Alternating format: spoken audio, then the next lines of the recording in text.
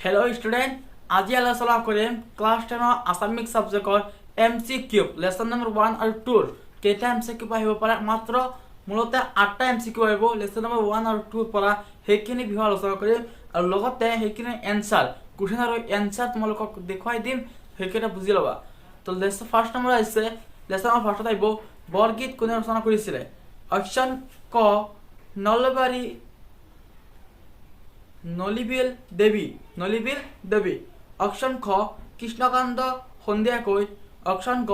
C মাধৱদেৱ এতিয়া তোমালোকৰ এইটো কুৱেশ্যনৰ এনসাৰটো হ'ব অপশন গ চি মাধৱদেৱ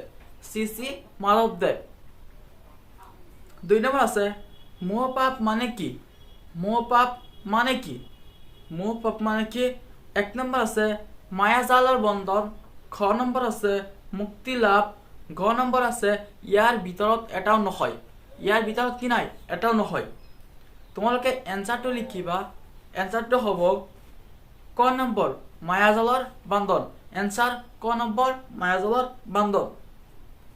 3 নম্বৰ যেটা নাকি ভিতৰুৱা কোৱেশ্চন হয় 3 নম্বৰটো হৈছে মাধৱদেৱৰ কিমান চনত জন্ম হৈছিল মাধৱদেৱত কিমান চনত জন্মগ্ৰহণ কৰিছিল অপশন ক 1863 চনত অপশন খ 1489 চনত অপশন গ 1378 চনত তোমালোকে এনসারটো লিখিবা অপশন খ 1489 চনত চি মাধৱদেৱ জন্মগ্ৰহণ কৰিছিল তোমালোকে লেসন চেঞ্জ কৰিবা নেক্সট লেসনত আহিব জিকিৰ ৰচক কোন অপশন আহিছে ক নম্বৰত আজান ফকিৰ খ নম্বৰত ৰঘুনাথ চৌধুৰী গ নম্বৰত সৈয়দ আব্দুল মালিক তোমালোকে এনসাৰটো লিখিবা এনসাৰ হ'ব ক অপশন ক আজান ফকিৰ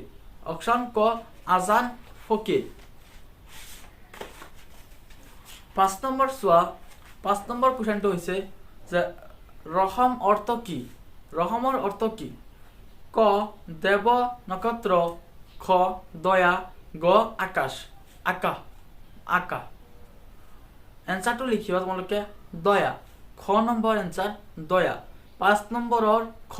দয়া ঘ নম্বৰ 6 নম্বৰ কোৱেশ্চন নম্বৰ 6 জিকিৰ শব্দৰ অৰ্থটো কি শব্দৰ পৰা ওলাইছে জিকিৰ শব্দৰ অৰ্থটো কোনটো শব্দৰ পৰা ওলাইছে ক নম্বৰ সাগৰ খ নম্বৰ আৰবী গ নম্বৰ ইয়াৰ ভিতৰত এটাও নহয় লিখিবা অপশন খ আৰবী এনসাৰ হ'ব অপশন খ আৰবী কোৱেশ্চন নম্বৰ 7 চোৱা আজান ফকিৰ আসল নাম কি অপশন ক হযরত মোহাম্মদ অপশন খ সৈয়দ আব্দুল মালিক অপশন গ হযরত শাহ মিলন তোমালোকে এইটোৰ এনসাৰটো লিখিবা অপশন গ হযৰত শাহ মিলন 8 নম্বৰ কোৱেশ্চনটো চোৱা তোমালোকে ৰসুল শব্দৰ অৰ্থ কি ওপৰত আছিল 5 নম্বৰ আছে ৰহম অৰ্থ কি আৰু আছে ৰসুল শব্দৰ অৰ্থ কি 1 নম্বৰ ক নম্বৰ আছে দেৱদূত খ নম্বৰ হৈছে সাগৰ ঘ নম্বৰ হৈছে বৃত্ত তোমালোকে লিখিবা এনসাৰ ক দেৱদূত অপশন ক দেৱদূত আশা কৰোঁ তোমালোকে এই 8টা কুৱেশ্চন আগতো শিকিছা নিশিকিলেও এতিয়া শিকি ল'বা কাৰণ মাষ্ট বি এইখিনি কুৱেশ্চন 8টা কুৱেশ্চন আহিব আৰু এটি হৈছে 8 নম্বৰ হ'ব কাৰণ এইবাৰ MCQ কুৱেশ্চন কৰি বেছিয়ে কাটিব যদি ভিডিঅ'টো ভাল লাগে থাকে তেতিয়াহ'লে কি কৰিব লাগে ভালদৰে জানা বাই